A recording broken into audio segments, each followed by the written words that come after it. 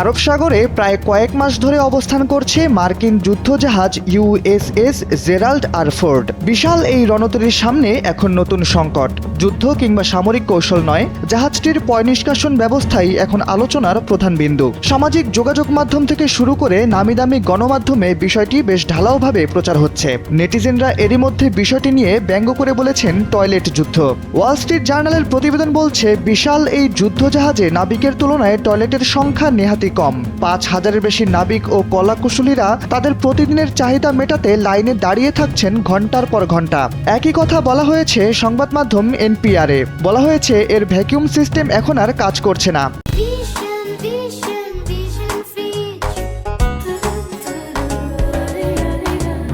পরিস্থিতি এতটাই জটিল হয়ে উঠেছে যে ডকইয়ার্ডে না ফেরা পর্যন্ত এই সমস্যার সমাধান হওয়া প্রায় অসম্ভব।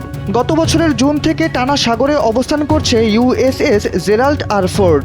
ইরানের বিরুদ্ধে সম্ভাব্য মার্কিন সামরিক অভিযানে সহায়তা করতেই জাহাজটির অবস্থান বারবার বদল করা হয়েছে এবং দিন দিন এর সাগরে ভাসার সময়সীমাও বাড়ছে। সাধারণত শান্তিকালীন সময়ে একটি বিমানবাহী রণতরীর মিশন ৬ মাস দীর্ঘস্থায়ী হয়।